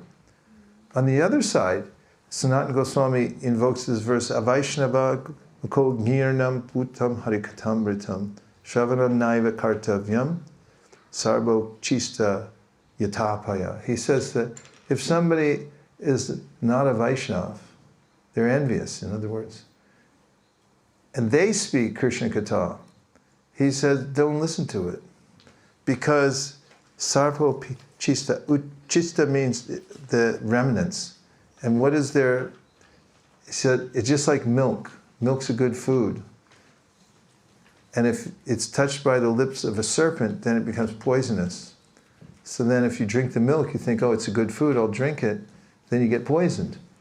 So that distinction is there, and it emanates from the heart, the pure intention or otherwise that's in the heart of the person who's speaking. It's very subtle. But from subtle to, everything grows from subtle to gross. Yes? Hare Krishna Maharaj. You were mentioning about fanaticism, and of course during a book distribution we have so many experiences of this. Just yesterday I had the most intense experience in my life probably about this. And I noticed how trying to defend myself or just protect myself or finding faults in the other person, it creates even more difficulties in my way of thinking. What do you think that trying to see the good things also in these persons, in their culture and philosophy, is a way by which we can counteract it, or we should just avoid completely? Okay, I'm going to give you a little advice. Yes. And you can thank me later. Please. First of all, go to academia. I read a book not so long by a rhetorician, and his book was called How to Win an Argument. He teaches rhetoric at York University. And he comes to a section specifically about fanatics. So he said, how to deal with a fanatic. Don't. Now that matches the Bhagavatam, because the Bhagavatam says for preachers, he gives this is the Navayogendra, it gives us very specific information. Ishvare taradineshu balisheshu dvisatsucha prema maitri kripopeksha yakaroti samadhyamaha. The Madhyama Adhikari is the preacher. And so it says you should see 4 entities and interact with them appropriately as the Madhyama Adhikari preacher. First, Ishvara means Krishna. For Krishna, prema. For Adineshu, for the devotees, maitri, friendship, appropriate friendship with the devotees. For the balisheshu, means the innocent. You should pour in kripa, as much as you can possibly pour. So as much as they can handle, pour it in. And then dvisatsu, those who are envious and fanatical, you should be upeksha. It means you should separate from them as quickly as possible. However, Jiva Goswami mentions in the commentary to that verse, you should still pray for them, but don't engage, because it makes them worse. It makes them more angry and they'll commit offenses. So you do a disservice by trying to sweeten them up, whatever way you do. And we're enjoined to avoid them as much as possible. When I find somebody's positioning themselves to tell me, give me their fanatical diatribe, I separate, because I can hear it coming. I can see it in their eyes, and I can tell them warm up ahead of time. It's good to see it coming. And what I usually say to people, especially religious fanatics, I'll say, if we had more people like you in the world, it'd be a better place to live. It's people of faith like you that are keeping this world afloat. And we thank you from the bottom of our hearts. And they're so stunned, it gives me time to just turn around and walk away.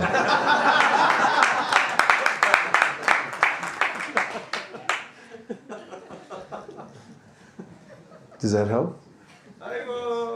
Yeah, and I feel, I know it hurts. I've been in that situation before. It's one of the reasons we go out, is because where else are you going to get somebody screaming at you? I mean, I guess, unless you're a grihasta, I guess.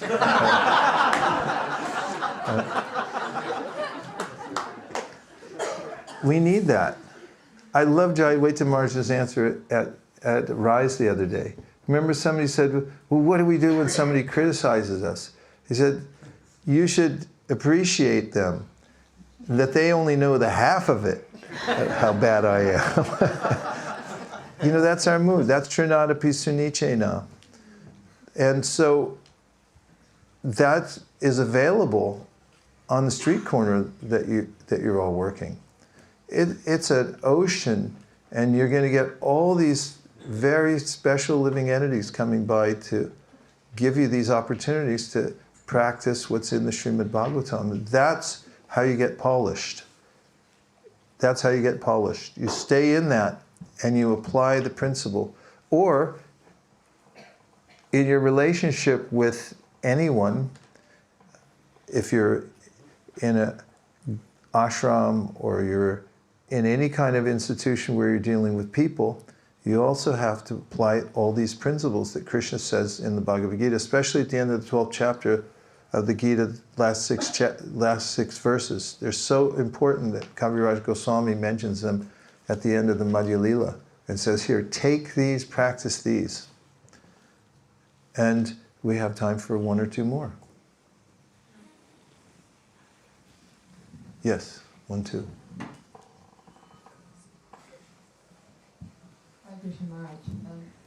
Relating to your point about how we should not interact with someone who's a fanatic, during the pastime of Jagai and Madai, Nityananda Mahaprabhu approached Jagai and Madai, but they were fanatics. So, are you saying that Nityananda Mahaprabhu was a fanatic of the religion? That's why he approached them. Yeah, they weren't so much fanatics as they were drunkards. It's a slightly different connotation for a fanatic. Somebody's already attacked. Look it up, research department. Fanatic has this very special connotation. They were debauchees. They had given in, although they came from Brahmana families, they had given in to debauchery and just let themselves go by bad association. And Lord Nityananda is Lord Nityananda. We can learn nuances in the kind of work that you're doing on the street, where you meet all these types of people.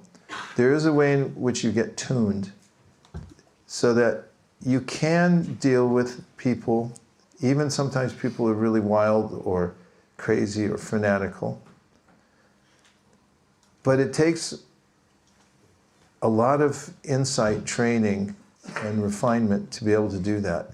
Therefore, the general advice is be more selective than trying to convince everybody. Just select people. Thank you. Fanatic, insane person, from Latin fanaticus, mad, enthusiastic, inspired by a god, also furious. Okay, a fanatic is someone who can't change his mind and won't change the subject, attributed to Winston Churchill. This is from Etymoline, right? Could I have the other dictionary thing? What do you got? Dictionary. A fanatic is a person with extreme irrational and uncritical enthusiasm for a cause, uncritical of themselves. Religion or hobby, often marketed by unreasonable, obsessive, or violent behavior. Anyway, it's a fair question. And the answer is we should not engage them. However, if you have the same spiritual acumen as Lord Nityananda, you may find certain circumstances in which you perceive something in somebody, even if they're mad or seemingly fanatical, that can be overcome by your presence. Spiritual power. Okay? Thank you. Yeah. Hi, Krishna Maharaj. I have a question about chanting. So when chanting without taste or with distraction, what's the line between chastising oneself to chant better versus being tolerant and waiting to develop taste for the holy name without feeling guilty? Well, in general, that's mentioned in a verse from the 11th canto of the Srimad Bhagavatam that describes an interim period, or actually described there as a beginning period in devotional service. It goes, Jata Shraddha Makkatasu Nirvina Sarvakarmasu Veda Dukatmakam Kamams Pratyage Pyanishvara Tato Brajeta Mamprita Shraddha Lorjajanishtaya Jushamanams Tatam Kamams Duko Darkams Tagarayan. This verse describes a person who is faithful in the process of devotional service. Jata means it, Shraddha. Faith has been born in what? Matkatasu. Faith has been born in that hearing and chanting will bring me to the ultimate goal of life. And Nirvina Sarvakarmasu, person knows that engaging in sense gratification leads to misery, and he or she is disgusted by that activity. However, Veda Dukkha Parityage Pyanishvara, but still can't give it up. And then Tato Prajeta Mamprita Shraddha Lajurdanishjaya, Krishna says, you should be happy that you're in the process. And then at the end he says, Garayan, you can be a little bit disgusted with yourself, but not too much. In fact, that's the commentary of the Acharyas. They say, you should be annoyed with yourself, but not to the point where you make an excuse that therefore I can't do it. That's illegal. You can only take a little tiny bit of that so you're motivated. It's like, I'm going to get better. I'm going to increase. That's what Bhagavatam says. Let's read a few more verses and then we'll break out into song, just like in a Bollywood movie. There, 16. Shukadev Goswami continued. My dear king, after thus pacifying the Prachetas, Soma, the king of the moon, gave them the beautiful girl born of Pramlocha, Apsara. The Prachetas all received Pramlocha's daughter, who had high, very beautiful hips, and married her according to the religious system. In the womb of that girl, the Prachetas all begot a son named Daksha, who filled the three worlds with living entities. Purport. Daksha was first born during the reign of Swayambhuva Manu. But because of offending Lord Shiva, he was punished by having the head of a goat substituted for his own head.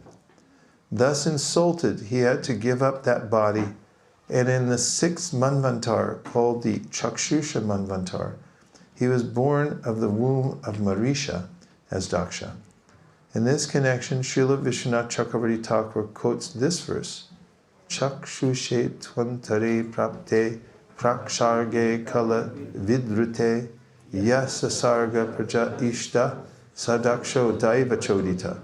His previous body had been destroyed, but he, the same Daksha, inspired by the Supreme Will, created all the desired living entities in the Chakshusha Manvantar. Thus Daksha regained his previous opulence and again begot thousands and millions of children to fill the three worlds. Shukadeva Goswami continued, please hear from me with great attention how Prajapati Daksha, who was very affectionate to his daughters, created different types of living entities through his semen and through his mind. Purport, the word Duhitra Vatsala indicates that all the Prajas were born from Daksha's daughters. Srila Vishwanath Chakravarti Thakur says that apparently Daksha had no son. With his mind, Prajapati Daksha first created all kinds of demigods, demons, human beings, birds, beasts, aquatics, and so on. But when Prajapati Daksha saw that he was not properly generating all kinds of living entities, he approached a mountain near the Vindhya mountain range, and there he executed very difficult austerities. Near that mountain was a very holy place named Agamarshana. There Prajapati Daksha executed ritualistic ceremonies and satisfied the Supreme Personality of Godhead Hari by engaging in great austerities to please him. My dear King, I shall fully explain to you the Hamsa Guhya prayers which were offered to the Supreme Personality of Godhead by Daksha, and I shall explain how the Lord was pleased with him for those prayers. It is to be understood that the Hamsa Guhya prayers were not composed by Daksha, but were existing in the Vedic literature. Now, I just want to mention, as we go through, Abhaya talked about what about the moon, what about the goats. Srimad Bhagavatam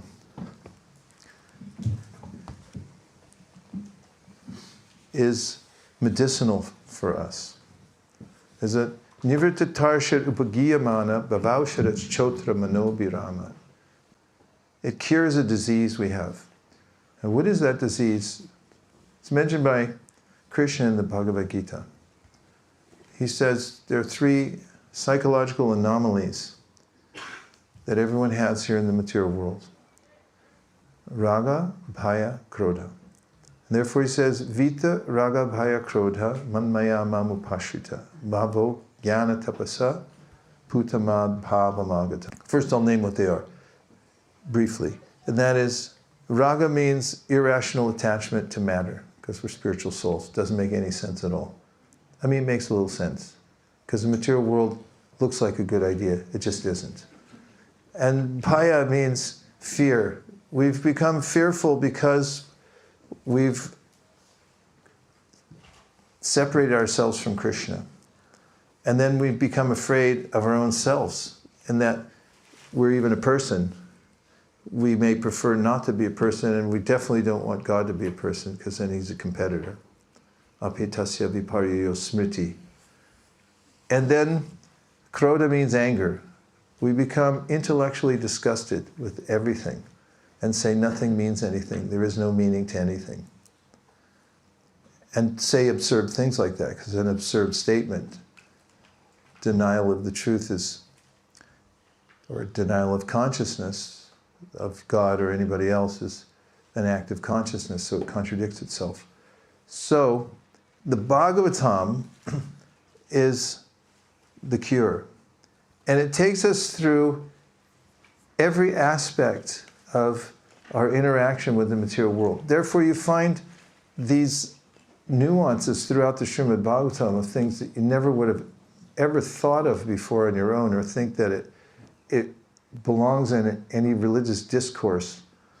Most religious discourses are very simple, and they can be sweet, but they're kind of boring. Like today at St. Paul's, the head priestess gave a little talk about peace and praying for those who were afflicted by war, which is sweet. But it's a little predictable and boring. But the Bhagavatam's not. It's not predictable, it's never boring, And what it's doing is it's taking us through every combination and permutation of consciousness that we can experience in this material world. Everything is represented there, raga, bhaya, krodha. And by hearing it, we vicariously experience it, and then we're able to resolve it in Krishna and overcome those things. And therefore we hear these fantastical sounding things that come from the Bhagavatam. First of all, if from a conditioned state, we have no context to say anything's fantastical. Ask anybody from the counterculture who took LSD and they realized anything's possible in the universe. I'm just saying, that's how the counterculture started. Ask Shamasundar, he started it. And so this is, there's nothing fantastical, because what do we know of what's fantastical or not? If you just look at material nature, it's fantastical. If you observe it closely enough, what to speak of the rest of the universe.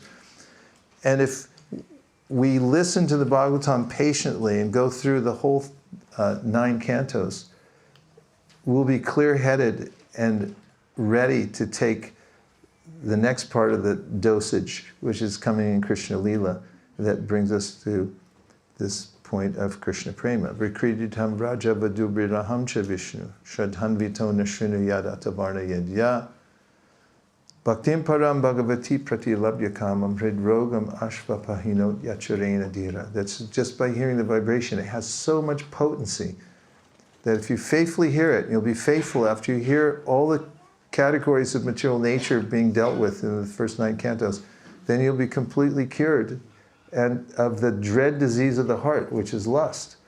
And your love for Krishna will be revealed. And with that, we're going to call on the help of Lord Chaitanya and Lord Nityananda by the mercy of Bhaktivedanta Thakur. Can you look this up for me, please?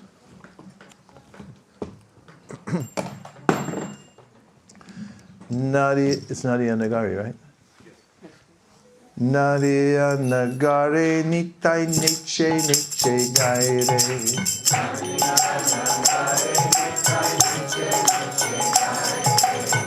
Nadia Nagare Nitai Niche Niche Gaire. Okay. Okay, you can meditate. Lord Nityananda, he's dancing and dancing down the street. And he's glorifying Lord Chaitanya. And these are all beautiful pastimes, forms of Lord Chaitanya, qualities that he's singing about. Nadia Nagare Nitai Niche Niche Gaire.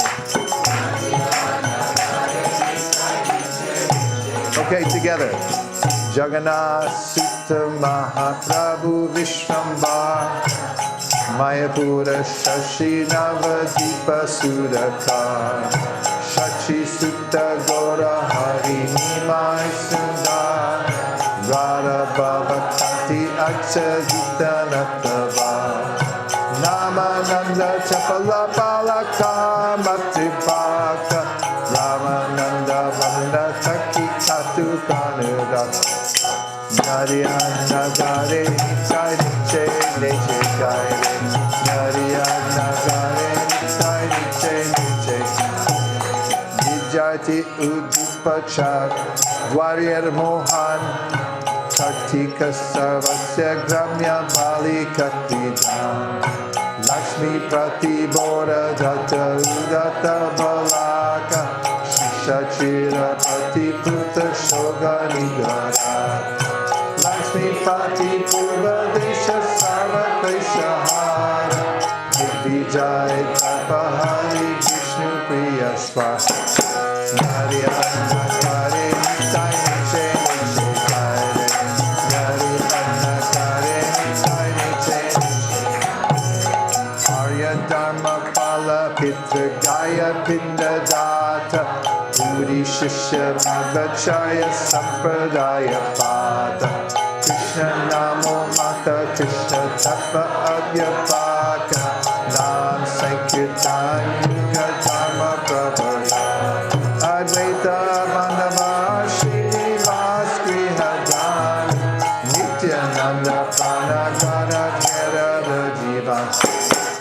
Narayana Kare Nitai Niche Niche Kare.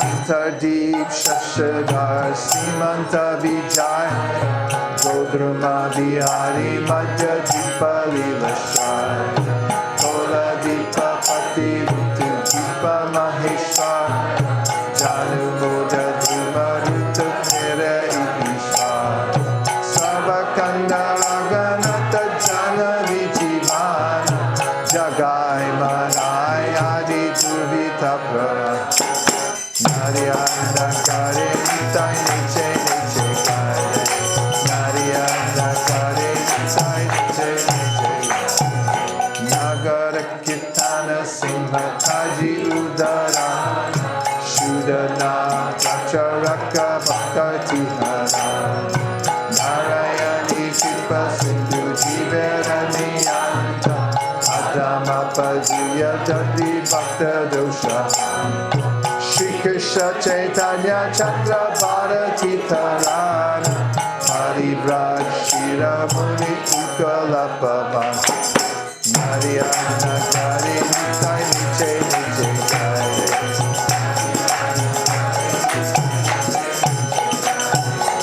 Ambulinga Bhumanisha Kopatesha Pati Kirchor Gopadashana Sukiyati Nidandi Sanyasi Sarvabhoma Kripamoya Sananda Asvanandi Sarva Sukashtoya Purata Sundara Vasudeva Chanakata Ramananda Sakapata Kula Keshaha Narayana Kare Nitai Niche Niche Kare Narayana Kare Nitai Niche Niche Moda Jain Maya Bhari Kitaka Kunda Dakshina Pavana Bhakti Jata Udha Alada Darshana Nartaka Rajapati Prana Deva Nanda Udara Tuliya Prakashe Dushta Paduya Richana Upasana Sana Bandhu Sava Vipapa Narayana Kare Nitai Niche Niche Kare Narayana Kare Nitai Niche Vrindavana Nanda Murti Balabhadra Sangi Yavana Udari Bhakta Balavera Rangi Kashi Basi Sanyasi Udari Prema Data Makata Vairahi Dandi Achandala Prada Bhaktera Gaura Bhaktari Bhakta Pranitana Haridas Raghunath Swarupa Jiva Narayana Kare Nitai Niche Niche Kare Narayana Kare Nitai Niche Bhakati Vinota Pore Ranga Part Narayana Kare Nitai Niche Niche Kare Narayana Kare Nitai Niche Niche Jaya Gaura Nitai Gaura Nitai Gaura Nitai Jaya Gaura Nitai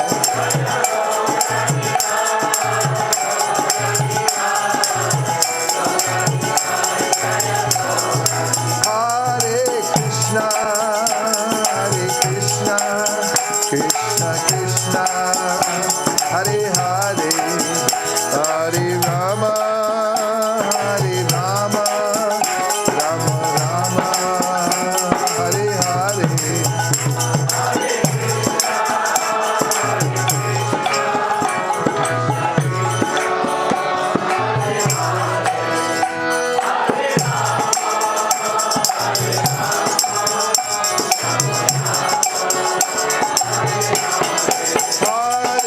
Hare Krishna Krishna Krishna Hare Hare Rama Rama Hare Hare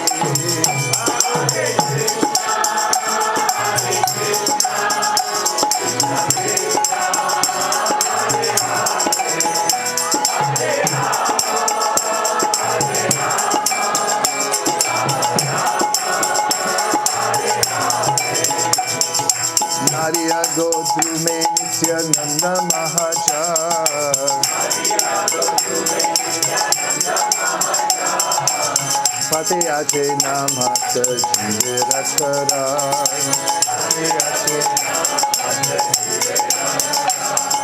Sharavan jane, sharavan jane, sharavan jane, sharavan jane. Sharavan jane, sharavan jane.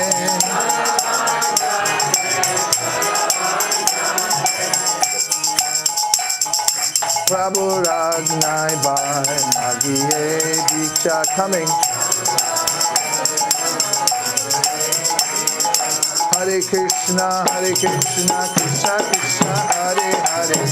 Hare Ram, Ram Ram, Hare Hare.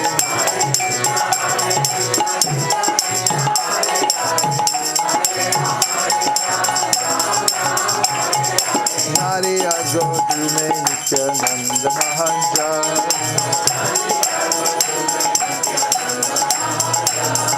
Pate Ache Nam Hata Jivera Chara.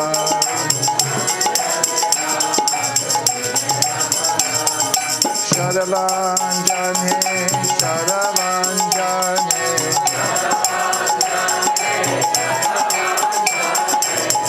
Bhaktivedanta Thakur, he wrote this song about Lord Nityananda. He's the one who went out and announced to everybody that Lord Chaitanya is the Supreme Personality of Godhead. Lord Chaitanya told his followers to go out and tell everyone about Krishna. And Lord Nityananda instructed them, just tell them about Lord Chaitanya. O people of faith, he said. By the order of Lord Gauranga, O brothers, I beg you, these three requests. Chant Krishna, worship Krishna, and follow Krishna's instructions.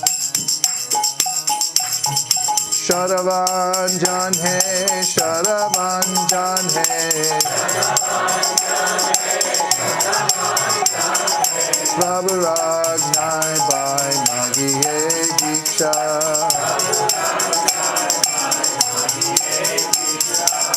Bolo Krishna, Bhajo Krishna, Guru Krishna Shika.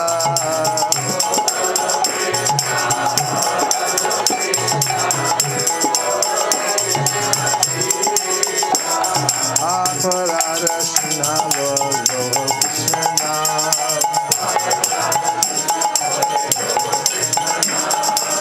Krishna Mata, Krishna Pita, Krishna Dana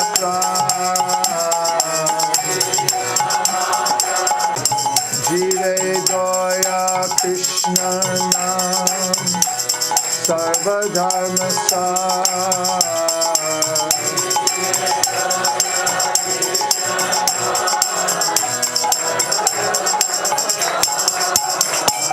Hari Agodine Nityananda Mahanja.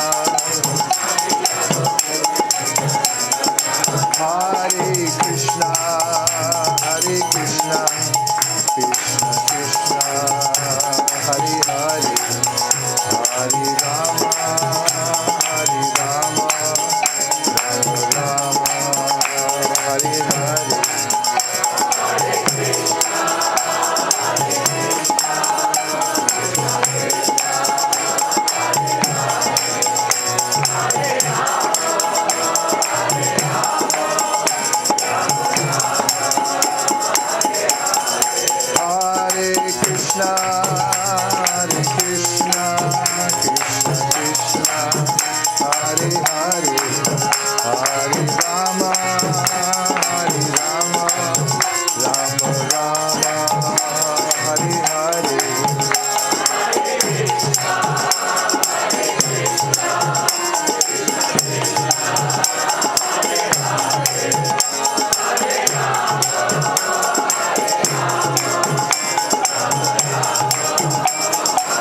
Nitai Gauda Haribo, Haribo, Haribo, Nitai Gauda Haribo.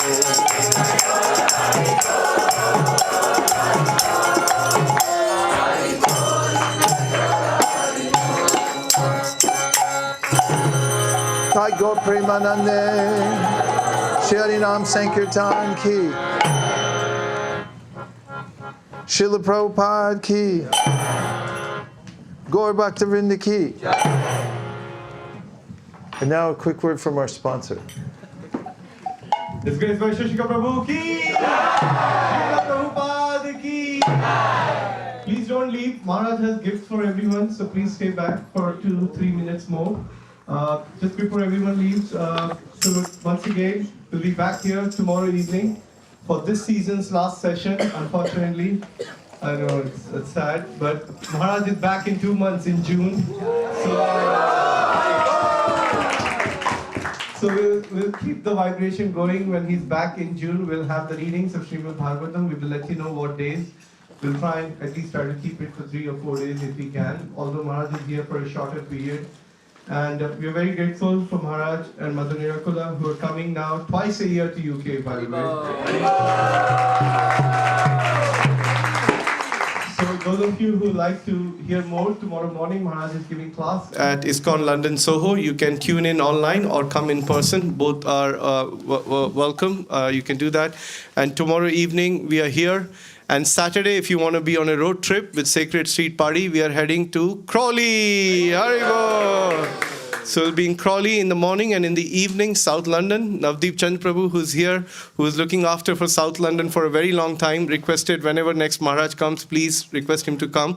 And Maharaj has very kindly agreed to go to South London. So on Saturday evening, he'll be in South London. And Sunday morning, we have a class here, Chaitanya Charitamrita at Bhaktivedanta Manor. So those are some of the next programs coming up. Thank you, Maharaj, once again for a wonderful evening. And over to you for handing, and to Mother Nirakula for handing out the gifts. Dear Srila Prabhupada, dear Shri Chaitanya Mahaprabhu, Shri Shri Panchatattva, Shri Shri Gauranitai, Shri Shri Radha Gokulananda, Shri Shri Radha Landanishvara, Shri Sitaram Lakshman Hanuman, Jagannath Baladev Subhadra. If you so desire, please inspire us to always worship the lotus feet of Vaishnavas and engage with them in hearing and chanting from the Srimad Bhagavatam, Shri Chaitanya Charitamrita, Bhagavad Gita as it is, Shri Upadeshamrita, Shri Ispanishad, Bhakti Rasamrita Sindhu, Nectar of Devotion, On the Way to Krishna, Krishna Book, Light of the Bhagavat, Perfect Questions, Perfect Answers, Prabhupada Leelamrita, Miracle on 2nd Avenue. Thank you for considering our request. Om Tat Sat. Everyone who agrees with this prayer in whole or in part, please unmute and say Hare Krishna. Hare Krishna. Now, we have a little gift.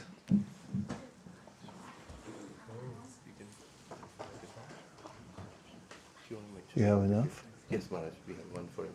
You can let them know. It's a magnetic bookmark. And it's got a message on it, so pay attention to the message, because whichever one you get, it's specifically meant for you. For instance, this one says, Dare to Dream. This one says, Say yes to new adventures. This one says, I'm so proud of you, etc., etc. And Nirkul and I will commence the giving of gifts in approximately 5 seconds. Thank you very much, everyone. It's just so nice to be together, be able to hear and chant, and hear Prabhupada's words and his voice in the Srimad Bhagavatam. And we'll just keep doing it until the end of the world comes.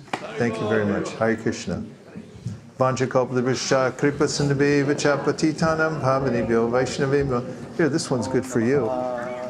Can we also, just one last announcement, sorry I forgot. Can we also thank Abhay Prabhu, who you may not be here on Friday, right? Tomorrow, Prabhu.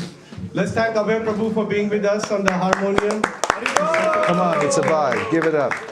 No, give it up. Really give it up. You're here, go here. We also want to thank Gopal Prabhu for the Mridanga. Haribol!